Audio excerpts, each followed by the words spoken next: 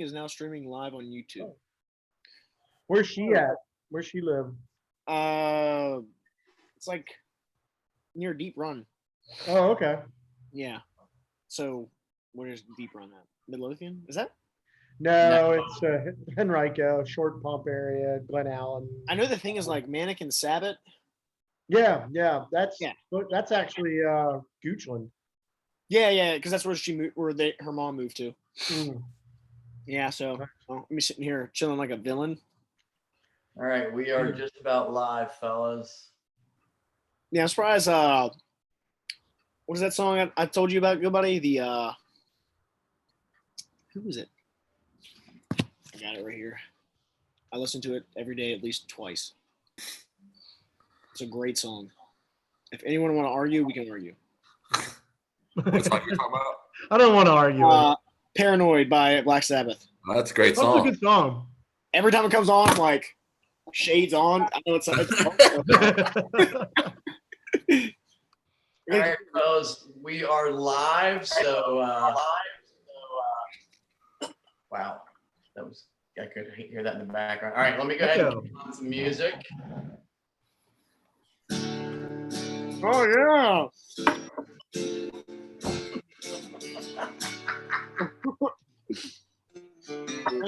Preacher man says it's the end of time. This is perfect. Hold up, I'll walk by. We're still like a minute ahead of time, so we can let this run for a little bit. Market's down and you're only getting mugged If you go downtown. It's for us.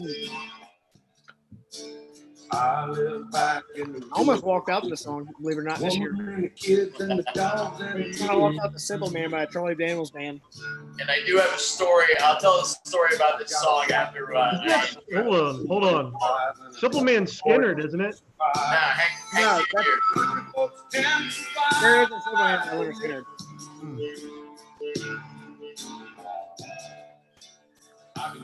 Hey, welcome everybody. It is almost 7 o'clock. It is Wednesday, May 20th. This is another episode of Talkin Wrestling.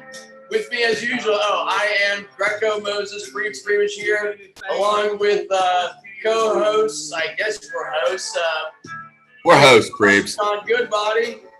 And along with us tonight is recent Virginia Tech grad, New Kent alum, BC LaPrade. So we are a minute early, believe it or not. We're starting to figure out this this whole YouTube live thing. What is up, fellas? What's going Not on? much. I'm just glad we got BC on. BC called me like 4:30 or texted me at 4:30. Said he might not be able to attend because he has something to finish up for school. He had to pull some strings, but he made it happen. Always good to have you here, BC. Good to have you. Thank you. Thank you all for having me. Are you drinking tea or coffee? BC out of the coffee mug. Coffee? So the song "Country Boy Can't Survive." My freshman year in college, I'm at Millersville, and the guys on my floor we got pretty close with. Between me and the guy turned out to be like my best friend. My best friend was from Philly, so he lived like in Philadelphia City, like definitely not a redneck. And the guys in between his room and my room were these two wrestlers from like little small towns in PA. They were about as redneck as you could get. And like our first Friday night, we're getting ready to go socialize. Their first Friday night in college. I mean, I grew up in a college town, so going out on a Friday night, is no big deal. But for this guy, it's like his first time away from mom and dad, and we're gonna take him out and show him a good time. And because our buddies in between us were these two rednecks from small town PA. One was from Ephrata, by the way, boss. We had to play this song, and it kind of became like our little anthem when I was. Yeah, for the Mountaineers, Prebish. Foss mentioned some small PA town to me earlier today. It's ridiculous. What small town was that? It's actually where I grew up, Mastersonville, which is like it was like Garden something. Oh, Garden Spot, which is the high school. Yeah, that's where Jeff Whitwer went to high school. Yeah, and Borgia. I think Yeah, but I've noticed those PA kids can't hang. Yeah, okay. Am I Whatever. right, BC. good buddy? I want to escape the rock. I want to keep a belt. I had to have a St. Chris coach in my corner for my finals match. Where was Because my coach didn't show up. Hey, where was hey, hey. that? You guys were like War at the Shore, and Yeah, we were at War on the Yeah. Shore, Foss, and I was sick as hell. And As I was I. and Shoopy was nervous because it was a pretty big, like I think he was wrestling Kent Lane in that final, and so he asked Prebish to step in and help. Yeah, I no. remember. BC and his dad came up to me and said, "Hey, can you sit in BC's corner?" Like Shoopy claims that all the time. Shoot, he didn't like the whole tournament say but 4 words while he was in my corner, and they were like, "Come on, yeah, there you go, yep, Jatomer and Gordon gave me so much crap because there I am in my St. Chris stuff, sitting in a New Kent Kids corner. Hey, you helped us out. They thought you were going to crack his back. The Iowa kid, the Santos, Oh yeah, Prada, yeah. Oh my god, and he was just the same person, doing all that. Smaller though. Yeah, he was a. You think I'm twitchy, good body? Oh, he's definitely twitchy. He was way twitchier. Oh, in high school. Where was DeSanto from, Prebish? Wasn't he from Conrad and Weiser? No, he wrestled Exeter. Yeah, Exeter, that's right. Okay. Exeter Township. we saw them BC's junior year. They wrestled at they were at that one tournament we went to in Conestoga Valley. Yeah, that was BC's senior year. Yeah, senior years. Remember, because I lost to The Buckskin Classic. Yeah, because I lost it, and I was like, "I'll be back in 2 weeks, PA. I'm coming back." Yeah. Dude, God, Yeah, you ended up wrestling that kid in college too, BC. yeah, I think twice. Yeah, you beat him. He wrestled for Lockhaven. Yeah, the first time I think I teched him, and then the second time I majored him. Yeah. I told Oliver about that today at the PT thing, your buddy that BC, about how you lost that guy, then you avenged that loss later. Oh yeah. We had to show that kid a few things in the dorm. Me and TJ Allen. It's gonna be an unusual show. Oh my goodness, that poor kid. It's quite a reunion, Prebes. Yeah. So why don't we do the hard stuff first? Why don't we get this tournament out of the way, and then we can recollect with BC, because I have some funny stories to tell him about the first time that I met him and had to deal with it. So all right, so our championship final, guys. It's all come down to this. We have, from the Vision Quest soundtrack, Change by John Waite, going up against Metallica and the Black Album's Enter Sandman. Who is the favorite? I'll take off. I'm gonna start first. Obviously, you guys know which way I'm going with. I just personally feel that a Vision Quest song can't win the bracket.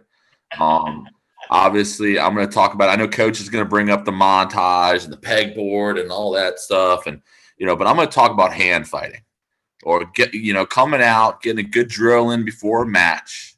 That's going to be Enter Sandman. Obviously, BC is going to be on my side. He has to be as a Hokie, So, but again, I'm talking about Enter Sandman being the more essential wrestling song.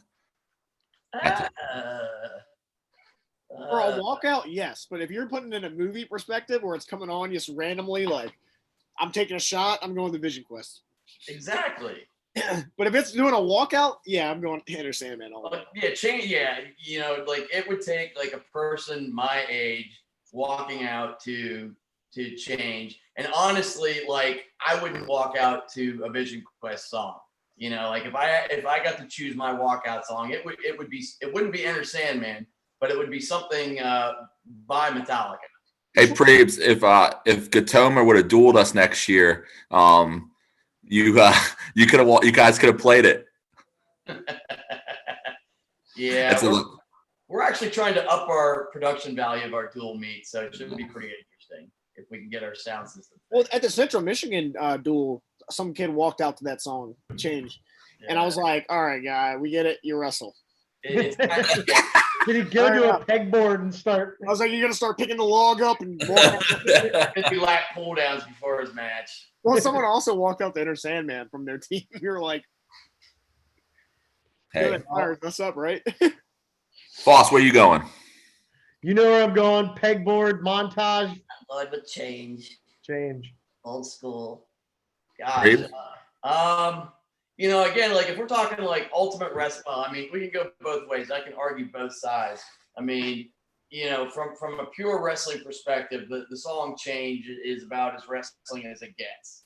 But if we're talking about like, this is the championship final of a tournament, it's going to be a battle out there. I just see like Enter Sandman going out there and hitting a 5-point move like right off the bat.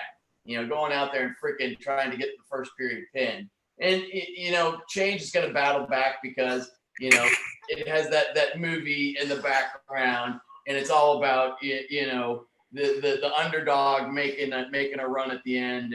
But I think when push comes to shove, you just cannot, you cannot tolerate the passion from and the power of Enter Sandman. I mean, it just freaking goes. So Change is Nice like work, you fellas. get a headlock or get 6 points. Kid gets 6 points and then you make a wave, fight back. Yeah, he would find a way. And again, like if we're talking about Vision Quest, Are you trying to say Enter Sandman gasses? No. Hey, that's me. He might. You gassed in the first. There's nothing wrong with that. Wow. Trying to get the job done. So, I mean, do we have a winner now? I don't know. Did anyone vote on it? Did we get any votes? I think Sandman wins. Okay. Yay. Ella's in the background. And she's like, "What the hell is this change crap?" Yeah. All three people that see the podcast are seeing that. What is she doing out there? Working on the yard a little bit. Is that punishment? No. No. Okay, so there you have it. Nice. There's the winner. Got his hand raised. And We got to think of our next tournament, though, that we're going to do. Sweet bike, Prebish. Look at that. Cannondale. You fit on it? He does mad tricks like If Boy we Dynamite. weren't live and this was just the four of us shooting the breeze, I would have some 4-letter words for you, but because there might be, I have to be. Let him have it, Prebish. Let him have it. Prebish, come on. It is a small frame, yes. They do have sizes for frames. And yes, I do fit on it. Thank you very much. Somebody stole my other bike. That's amazing. Anyway, so there it is. There's your champion, ladies and gentlemen. Enter Sandman takes the title of Ultimate Wrestling Song. Don't like it? You should have voted. Well, Anyway, there it is. moving along. I think our next one should be we should do coaches. Come up with your coaches. Coach Squires and I, we have this discussion quite a bit about who would be on your bar fight team. Who would you want? Yeah, BC. Who would you want on your bar fight team? I mean, that could be interesting. Have to come up with some teams and have a dual meet. Who would you? I mean, I already know some guys that I would pick. There's a couple. Yeah. There's a couple that immediately. Funny story. I don't know. Can we cuss on this thing or no? No, don't. Nah, that's for a different time, man. Yeah. Yeah. And we could set the parameters. It could be a coach, somebody that's involved with wrestling, a coach, a parent of someone that you coach. I'm taking big one. A former wrestler, maybe even official. I don't know. Maybe J.R. Johnson makes one of those teams.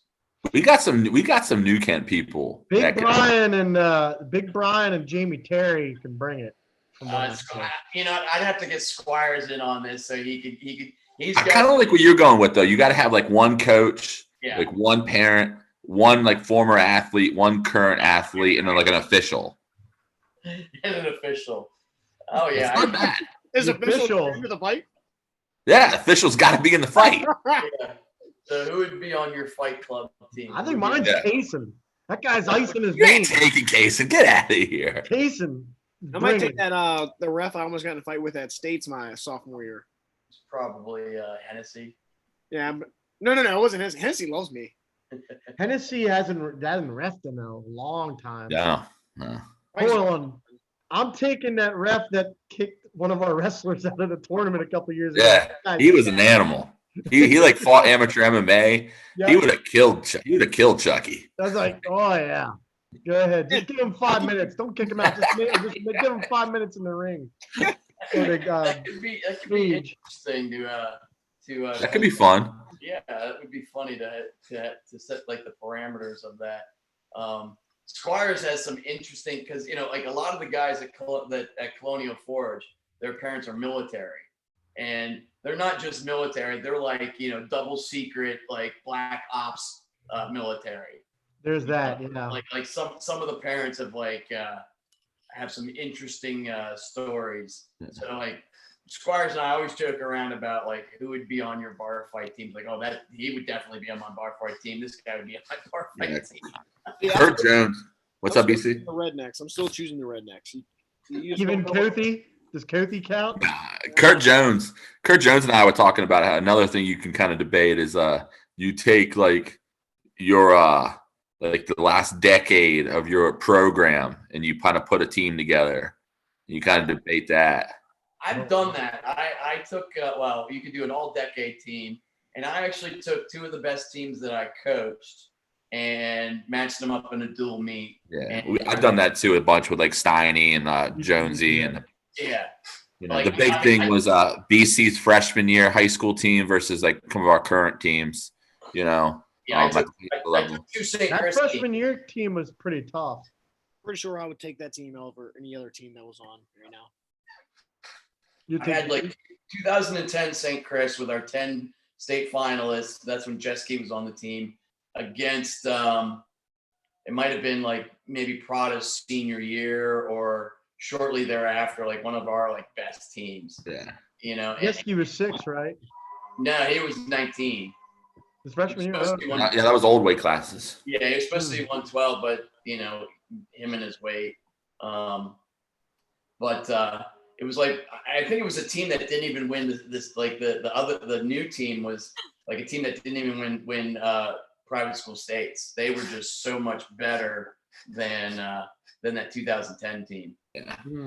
But for time purposes, like obviously we have some questions we want to ask BC, and then we can get into some fun stories with BC because I know he has a bunch and we all have a bunch.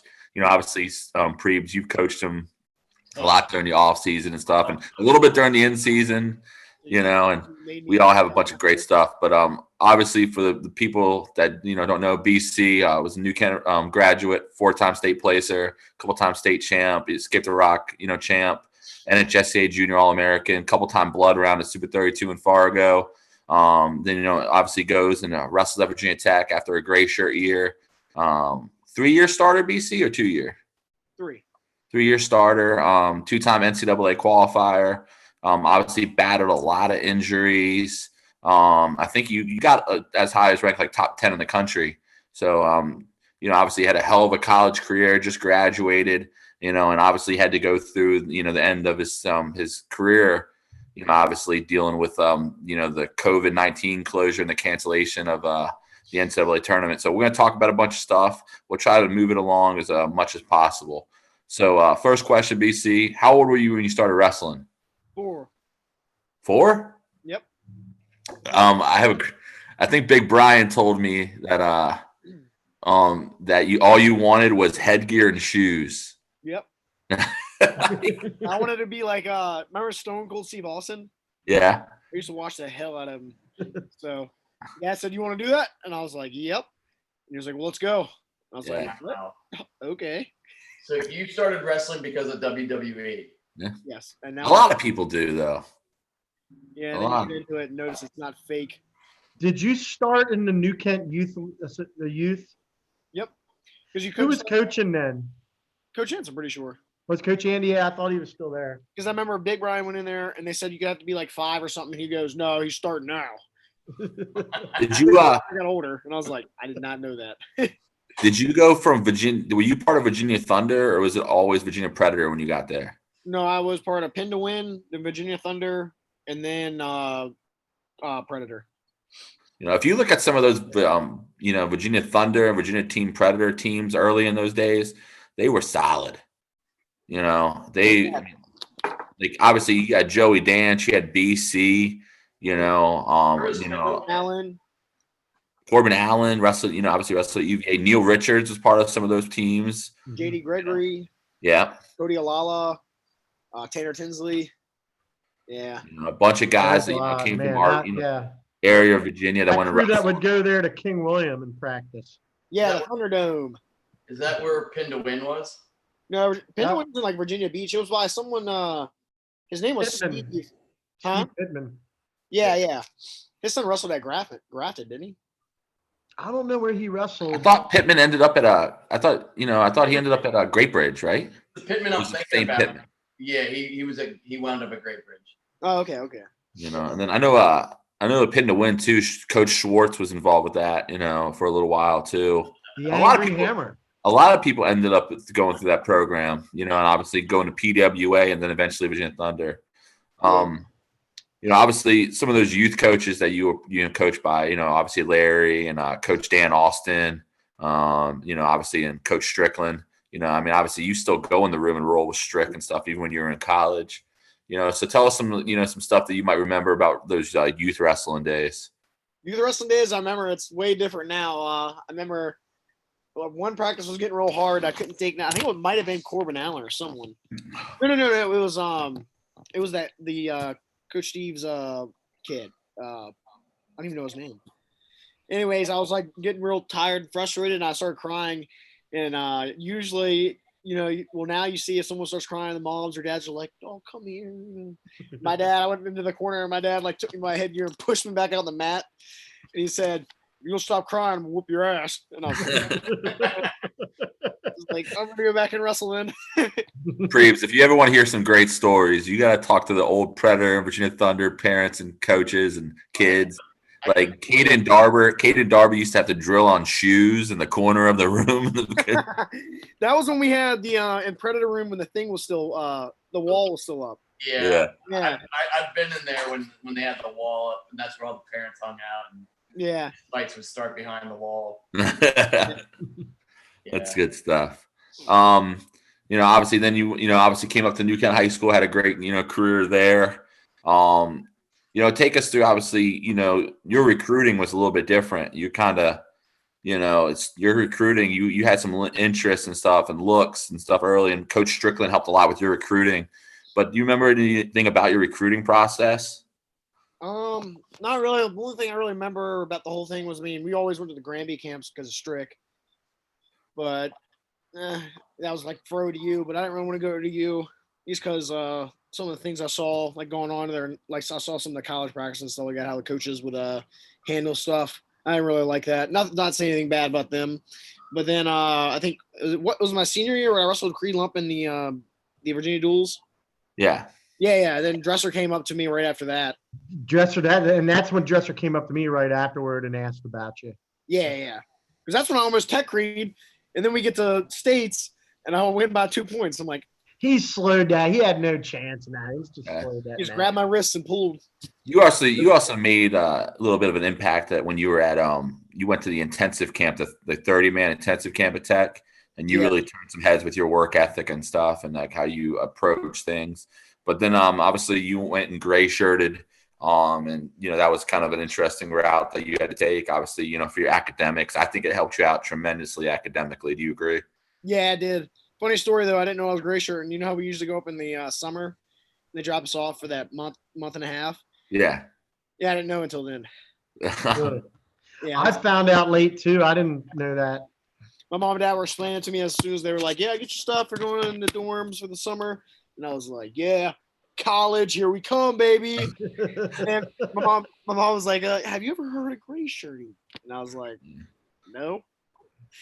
And then they told me about it, and I was like, "All right." But obviously, that gray shirt year, then your red shirt year, that helped you out so much. With maturing and obviously adjusting to the academics in college and stuff, and we can Prebish went through school, Foss went through school. We all know that the transition from high school to college education and academics is way different, Plus so adding on wrestling, that's a lot on the plate. Absolutely. Yeah. So what take are us. some of your early memories from those early like tech days and gray shirt days? And I know at that point, you had all the Iowa guys out there. You had St. John out there. You had Zadok out there. Yeah. I know you got in some wars in that room. Yeah, that was pretty. Honestly, it's probably the funnest fights I've gotten into if we're talking about wrestling wise. Like, we got into Predator, and I was like, first of all, Predator's like 120 degrees, and you're dying when you're fighting while you're wrestling. Then you Yeah. have fights into it. It's like, oh my god. But yeah, I remember I thought everyone was joking when they said you probably won't get a takedown until probably either your second year here or maybe your first year. And I was like, yeah, watch me. It came like we start in like July doing a little training phase and go all the way till like the end of March. And it took me till like February to get a takedown, and that was after we did the we had to go till someone like said stop. Like that was it. So we were both all tired. I got takedown and I stood up and I was like, "What's up?" I got taken down like right away. Well, yeah. I love that story that you and Darber talk about where you were taking it to him and like he just kept on coming and you just like you hit him and you didn't mean you were just like pretty much telling him like what the hell are you doing like Oh, the Darber? Yeah. Oh, is that when he first came in? Yeah, it's pretty early on. You guys were working out in the room and you were taking it to him and he just kept on coming and you were just like you just kind of had enough and you just kind of gave it to him a little bit.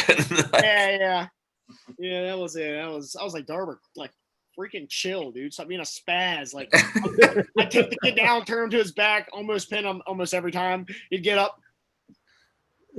Coming. Like, all right. That's like telling Darber, hey, stop breathing oxygen. Yeah. Don't do that And he anymore. was still like that. Like, it No, was. he's a goer. He's always been a goer. Yeah, he has a great work ethic and everything. But like, sometimes you'd be like, Coach Rhodes would be like, all right, I'm going to Darber today for live, and I'd be like. I have a couple more questions, and obviously we're going to get into like the NCAA's this year and stuff, and then I'm sure previous and stuff will kind of add on to it. Another one, how was it being in a college room with some guys that you kind of grew up with, like Joey Prada? I mean, Joey obviously from St. Chris, but I mean he grew up in Yorktown. Like he was kind of around your area of Virginia that you came from. You guys grew up kind of together, but that's just an example, Yeah. Like like when he had TJ in the room at one point, Joey, Caden, and then Trent was in there for a little bit, and then of course you had the Christiansburg kids too, that I kind of not grew up with, but wrestled with too. But yeah, that was awesome. That's what kind of made Tech like home feeling too. Kind of getting them like there because it was like almost like Predator at one point in there. Yeah. But yeah, it made it great because if you're feeling down, like you don't have to have the new meeting a new person, like, hey man, what's up? All that awkward stuff. You have all of us together, all like the people we grew up with, and it's like, oh, it's a great time now. Yeah. I like it, man. I like it. And then obviously, we'll talk about, I guess, the NCAA stuff. Where were you like this year when like Coach Roby kind of told you about it and like how'd that go down? I know ACC kind of announced some stuff early. Yeah, so when they actually we're about to have a team meeting that it might get like canceled. So we walk up in the meeting. It was at 3:00. Was it Tuesday it got canceled or something like that? I believe so. It was like I don't really know the timeline by heart. It was like 2 days before we were supposed to leave, and Coach randomly called a 3:00 meeting. We're like, 5:00 meeting. We're all like, what? Because we like saw all the stuff on like Twitter, Instagram, and all social media. We're like, okay, yeah, they're just like playing around. Haha, you got us. Then we get into the room. Coach walks in the room and immediately walks back out. And we were like, okay, what just happened? Like, all right. Because then people got their updates on their phone from like ESPN and like Twitter from the NCAA saying that it's canceled. And we're like, shit. And then he walks back in the room and he had like no words to say. Like, it was just kind of, all of us were like heartbroken. A funny thing how I say it is, you promise your dog you're taking him to the park and you take him to the vet's office. Yeah. It's basically how it was. We were all like, let's go. And then shit. Like, but yeah, once we got the news though, it was like the room just went dead silent. And then after I think like 5 minutes, the superintendent said something to us, and then Roby said something to us, and then that was basically it. Like, we couldn't do anything. None of us could get pissed off or mad because it's not in our control. Yeah. But that's how it went. Not much. You can imagine those guys that were, cutting weights and managing their weight, and then they find out like 2 days before you leave, oh, hey, by the way, no nationals. We were in a practice that morning. Like, we all had like privates that day. Right. And we were going over stuff that we did horrible at AC or stuff we needed to work on. And then we like went through a live go. Actually, I was with Caden that day. And we were all like, yeah, or because who else was in the room? Someone else was in the room with me. And they were like, how you feeling? I was like, I feel good. Can't wait. And then like had the rest of the day off. And then we got that. I was like, man, what the hell, man? Like, I just did this practice and cut weight afterwards, and you get this, like, you're just gonna cancel it for this crap. But yeah, that was basically it. Definitely probably something pretty tough to go through, especially after some of the injuries and stuff that you went through. You know? I mean, obviously not letting it, finish on your note. And obviously you have, you still have some eligibility left, but you decided to graduate and move on to the next phase of your life. Yep. Which, I know that's going to involve a little bit of coaching. So that's the last question I have, is what experience did you get coaching? I know you want to coach a little bit. Obviously you're going to start working and kind of starting finding a career and stuff, but what's your experience with coaching? I know you ran some camps, you've done a bunch of like clinics and stuff like that. So, we're all coaches. So what do you think about the coaches, like the transition to coaching?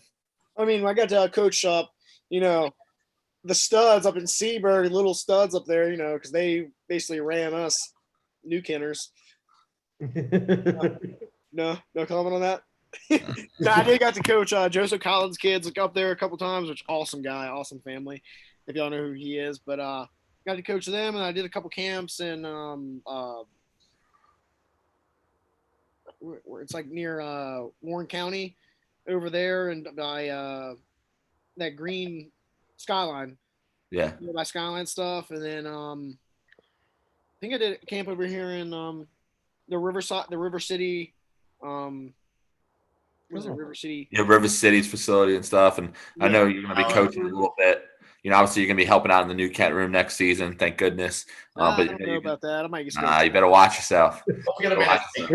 One of the neatest things was when we'd go out, and this happened a lot, and people would come up to us randomly at wrestling tournaments, Coach Goodbody and I, and say, didn't you coach BC? And like, yeah. It's like, well, he did a camp for us. He did a great job. It's really neat to see and to hear all the good positive that BC dump, I'm pumping you up there. But I mean, it was really neat to hear. I was like, yeah, we're real, I'd say we're real proud of them, so. Yeah, I'll tell you one thing, BC, coaching is definitely tougher than competing. And Priebus is doing both currently right now. He's competing still and coaching. So he's, I don't know how Prush does it, to be honest with you. I don't know how, when I was growing up, I see like coaches be coaching and then they go wrestle. Like when Strick did that little tournament, I'd be like, coaching is a lot on the head. Like when I did a couple of those tournaments, I was like, good Lord, like these kids just don't listen. Like just do what I'm saying. Actually, I think coaching right now, is way easier than trying to balance coaching and training, because when you're training, it's a very selfish endeavor. So you can focus on yourself. But when you're coaching, like the problem that I have is that during the high school season, when I'm trying to maintain shape and all that and make improvements, my focus has to be on the 30 kids in the room rather than on myself. And then like when we're done with national preps, it's like I have to like flip the light switch and like, okay, it's time for me, and then when we came back in the fall and I basically had 2 months to get ready for Tbilisi, it's like we're running club, I'm teaching full time. Like I had to have workouts like on days where we weren't going in for club. And for me, I'm not a selfish person. I put everybody in front of me. So I actually felt bad, when I had to like do my own little workouts. And, I felt bad that I was taking time away from, like, David Smith was my drill partner. And I felt bad that I was taken away from his senior year of training to get me ready for a tournament. But, you know, he was pretty awesome about it, you know, so it's hard, and who knows what the hell's going to happen. And, you know, this fall, I would be surprised if we had the world championships. It affected me a lot when, like, you know, when BC was in school, because we didn't have a lot of coaches in the room. So I didn't get the opportunity like to drill much and work out much and stuff. And, you know, but now when we have a lot more coaches in the room, I'm drilling a lot more. I'm sparring a lot more. I'm, you know, obviously showing technique and stuff, but our numbers and the code, like, we're able to do a lot more in the practice room than we were once able to, you know, so that's very helpful to us. I know you guys have that, you know, situation at St. Chris. How did coaches handle stuff at Tech, BC? If you could talk about it, I don't know. Like, what do you mean? As if when they were competing? No. Like, did you guys have individual practices? Did you guys drill as a group, learn technique as a group? Did you guys split up with SERTC situation or? Yeah, both of like all that. Like, so outside of the season, we'd be doing technique as a group, and then we'd like, of course, if you wanted to come in privately, you can come in and ask them.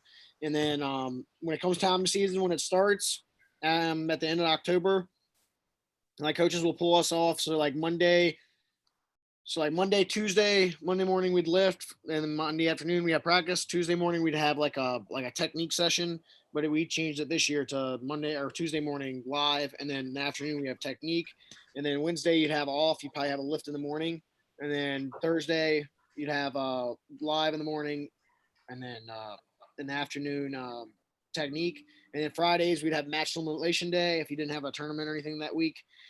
And then as the season goes on, you would start having privates. Like, so they'd be like, usually you'd go 2 days on, 1 day off, 2 days on, 1 day off. And then you'd have like a cardio day. Like on Saturday morning, you'd have to go like run or do sprints or something like that, or come in and do like a hard spar. And then for the technique days, you'd get they wouldn't go one-on-one. I mean, unless you really, really, really wanted it, which half the time you'd want them watching you so you could be like, listen, you got to see what you're doing wrong here. So that's what I would always do. Yeah. Did you what was I gonna say? Weight management wise, I mean, we talk about this all the time on this little, you know, when we get together as a coaches and just as buddies, and, you know, obviously we talked about on this podcast and stuff before. But weight management wise, I mean, obviously we know that, you know, you're pretty lean and you would get pretty big, you know, but you were a 57 pounder. You know, but obviously I know that when you got to college, you ate pretty clean. Like, you cleaned your diet up. You talked about it with our new Kent guys a bunch too.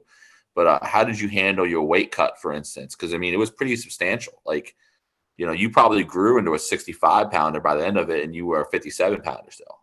Yeah, well, funny, like for my gray shirt through red shirt freshman year, the second red shirt year, whatever you want to call it, not your real freshman year, your red shirt freshman year is what I call it. I was struggling a little bit. I was like, man, how are these kids doing it so well? And then I was like, actually, I didn't even look at any wrestlers. I was just like, you know, like the bodybuilders you see like on Instagram and all that. Funny, like I was just like being like a regular kid, like looking all that, and I was seeing that they were eating like real clean, like, and they're like, I was like, damn, these guys are like big. I mean, the only thing that did hurt me though is like I didn't have much fat, so like once you see my dad, you'd be like, why? Where'd your fat? But Coors Light. Hey, Prebish, cut that snippet out real quick. You know What? Cut that snippet so we can send it to COTech. But yeah, I started like eating real clean, like chicken, rice, or tuna. Because remember, I used to eat tuna in like high school and stuff, even though I hated it. Yeah. At the end, I didn't hate eating it. I just hated it. Like, I used to eat this when I cut weight. Why don't I want to eat this outside of wrestling? But like, I just started eating that almost every day. Like, it didn't matter what I was eating. I was watching what I was eating, and it was either chicken, tuna, or some kind of fish like salmon and rice. And then for like, you know, Sundays, you know, I'd go out and get a milkshake from McDonald's or something, but we don't talk about that.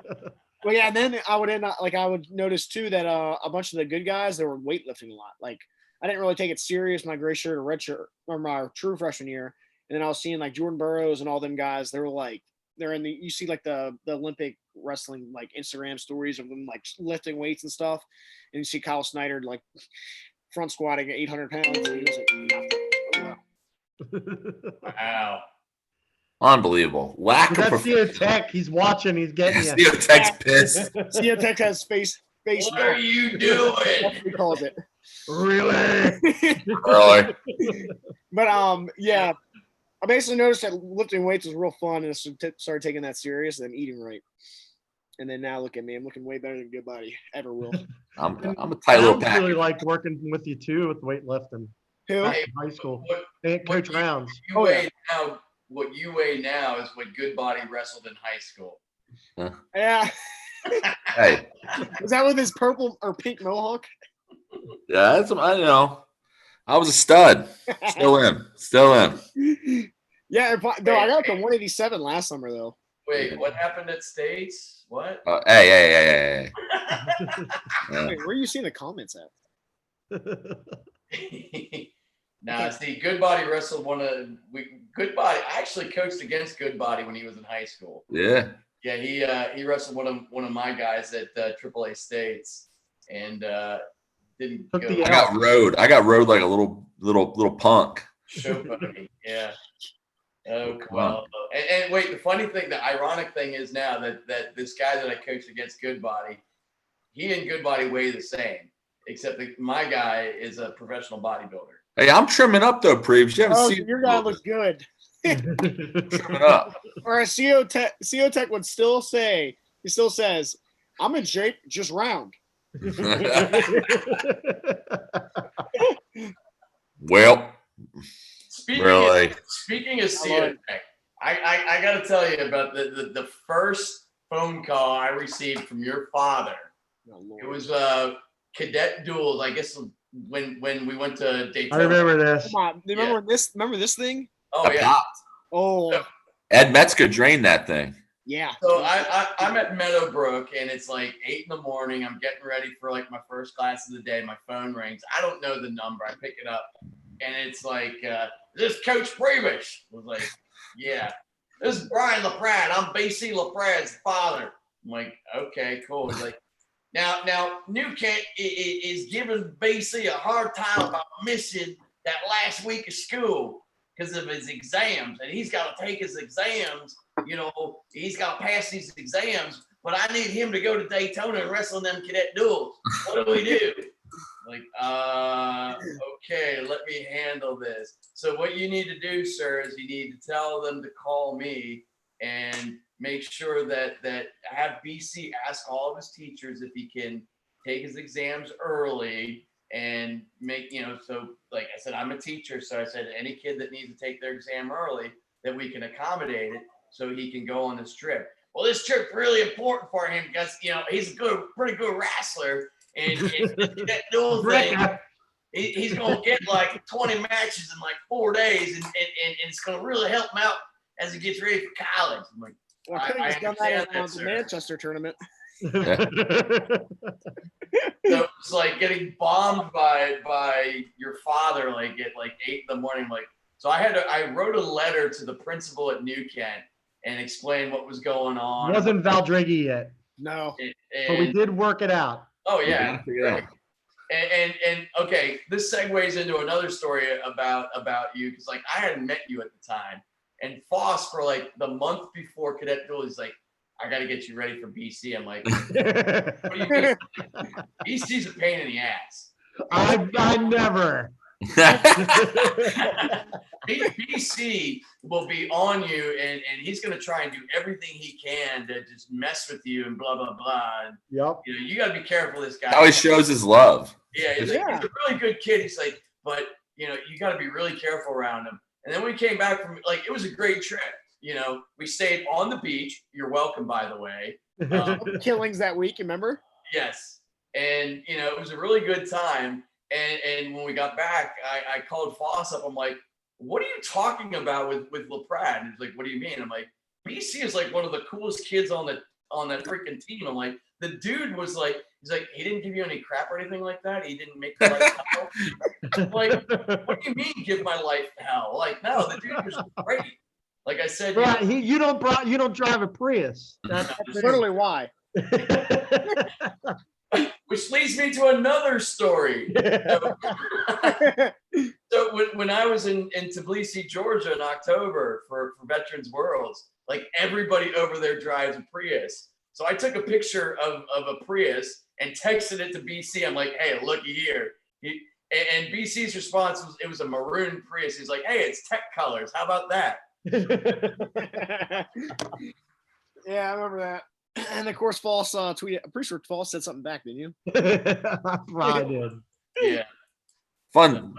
Yeah, obviously, like all the stories about BC just being himself and just having so much fun and, and the wrestling and stuff. I remember giving a team speech one time and he had this, he had a dodgeball. This and was amazing. I saw this.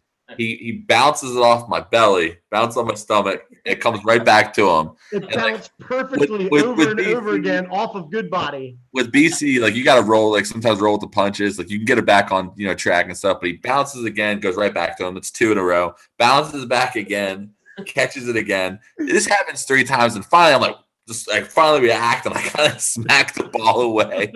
And Foss is there dying. He is laughing. I was just in awe on how it would bounce perfectly right back to him every time. Yeah. God. Good moments. And I also BC probably doesn't realize this. BC and obviously Blake and those guys that were those initial Predator kids, they were the ones that really helped help our program start really rolling because obviously Trey and those guys, those older guys, they were the ones that kind of got the program built. But we established that relationship. I remember BC wanted me and Strick in his corner. And that's how I started establishing that relationship with Coach Strickland. And now, Mark and I are pretty close. And, we reach out to each other and talk regularly and stuff. And, obviously, the club supports, our program and everything. But a lot of that was because of BC, asking for, both of us to be in his corner, even though it was an off-season tournament and he was a Virginia Team Predator kid. He still wanted his high school coaches involved and stuff. And, I read a thing earlier that, club coaches and high school coaches need to communicate. And I think that's one thing that we do very, very well. And it used to be like that with Coach Foss, with Coach Steinbacher, with all the impact kids, he talked to the club guys. And so I think that's very important for, coaches and, the Commonwealth to understand that, club coaches are out there to help you. You just got to reach out to them and build that relationship. Look what you guys do at St. Chris with your kids that, that aren't St. Chris guys. Oh, yeah. It was BC's and that crew with Homan that made us start to travel more too. That's where we started looking at Escape to Rock, started looking at Beast, couldn't get into later, but that started that ball rolling too and stepping our schedule up. Well, I think the perspective that I take as both a high school and a club coach and really, working with Wawa is that if a kid wants me in his corner to help out, I'm going to do everything I can. And it's not just for one tournament, it's you become part of my family. And if I get an opportunity that, you need somebody in your corner, during the high school season, Escape the Rock. Yeah, I'll jump in your corner and I'll take all the criticism and joking that I get from my coaches. But, when it comes down to it, we're in this business to help kids, and build relationships. And it doesn't matter where a kid goes to school. It doesn't matter if he's in my club. If he wants me in his corner, I'm going to be in his corner. I don't care, and that just never ends. So it's one of the unique things. The little kids, they're our future of this sport and this whole country, everything basically. Okay. So what you're teaching them, someone's going to grab something from what you're saying. That's always what happens. One thing about you, BC, is obviously we all know you very personally and stuff, but you built a little brand for yourself at Tech. Kids and kids followed you, programs followed you, fans followed you. They were all a lot about the redneck wrestler thing or BC or the mullet when you had the mullet. You kind of built your brand. But you also were doing it you had kids that were into you and wanted to come watch you wrestle, whether you were at UNC or Duke. I would talk to your dad and he would tell me that these kids would travel to come see you. Yeah. Obviously come watch the Hokies, but yeah. What I always heard, you never, and actually I think it was Big Brian that told me when I was in high school or something, some kid came up and asked for my headgear and me just being me. I was yeah, here, take it's yours. He's always told me you're never too big or good enough or whatever it is. You'll never be big enough used to stop and say hello, talk to somebody. You should always do that. Like it doesn't matter if you got no time or at all, make time. Like That's all. how it should be. Growing up. Aw. Little boys all grown up. Let me ask you this, BC. You know, looking back, like at, when you were in high school, did you ever stop to think that here you are in 2020? Did you ever think that you would get to this point, as a wrestler and as a person, like where you are right now? Do you ever think that would happen? As a person, yes, as I've always thought that I'm always will always think that I'm gonna be like not bigger, but like I will always like mature and stay maturing and learning and all that and like be a better man. That's always been going for. Like the thing, who you want to be in 10 years. You get 10 years down the road. Oh, I want to be the guy in 15 years, stuff like that. You can always chase goals and dreams and make yourself better. That's how I've always thought. But on the wrestling part, probably not. On the school, graduating college, I didn't even want to go to college in high school until my mom said, That's what I'm saying. Like you and I talked before these two guys got here, and we joked around about it. But like when I saw that posted on Twitter, like your picture and like graduate and your It's incredible, man. Yeah, like to me, like the wrestling is great. Like what you've done on the mat is really cool and really, really good stuff. But to see that you have a diploma from Virginia Tech speaks volumes about how you've grown as a person. Like the wrestling, I knew the wrestling would take care of itself. But, like always worry about kids going to college, especially big colleges, and here you are, you freaking graduated, you have a degree, that's pretty freaking impressive, dude. I got to tell you. Yes. I mean, Foss could be, speak for it. He had me in class. He knows how. That's why I was like, oh, wow. I'm a hammer in the classroom, Well, I enjoyed having you in class, but I told people that he just doesn't, like when I talked to Dresser, I remember telling him, I said, he just doesn't learn sitting in a desk. That's not how BC learns. But you figured it out. That's impressive. Well, Foss, yep, exactly.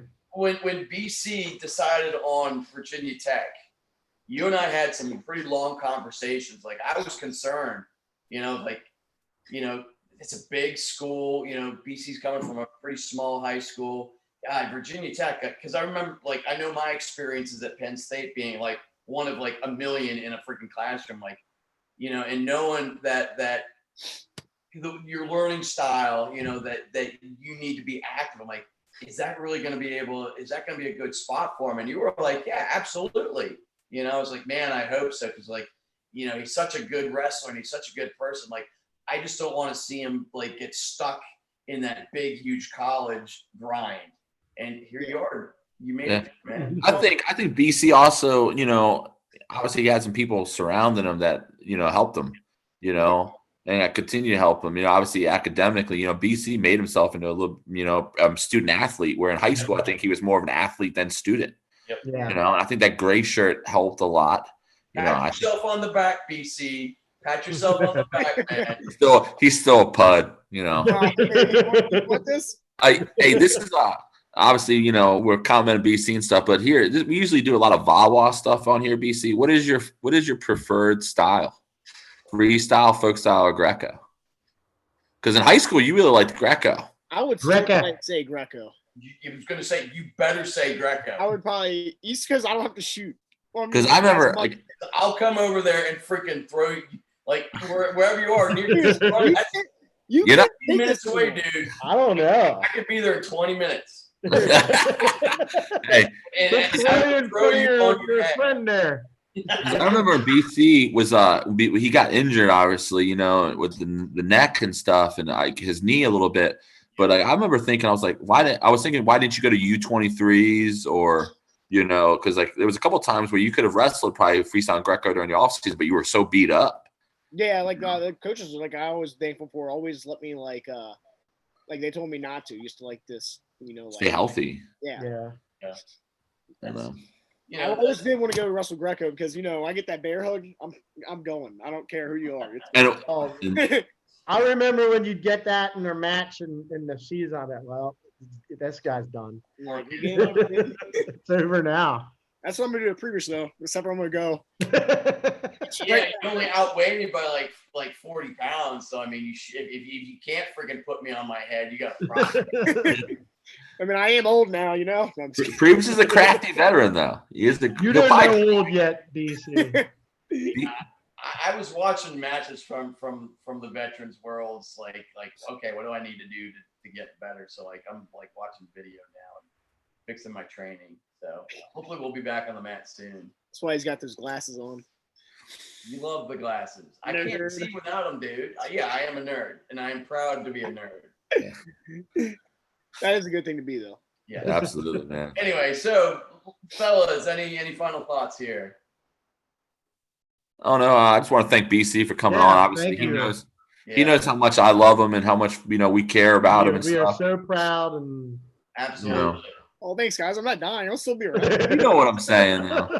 You know what I'm saying, though. And I'm just glad he's going to be around in the wrestling rooms. Obviously in the new cat room next year, and he's going to be doing some club stuff. But he's going to be working. He better not. BC, I told you the other day. I threatened you. Part of your job there, BC. You can't threaten me. Part of your job, BC, is you have to listen to Kofi's stories after practice because they freak us out. Oh God. I'll come All right, in. guys. So I got another song for BC to take us out of here. You'll probably laugh your butts off, but it's another appropriate song for you. BC, we'll try to get you on again, buddy. We'll try to get you on. Yeah. Sounds good. Maybe after I get some little coaching experiences in. Yeah. Let's hear the song. Hey, thanks for tuning in, everybody. This was Talkin' Wrestling. Hopefully you got something good out of it. Be sure to check out our pages on Facebook and send us any questions that you want to see.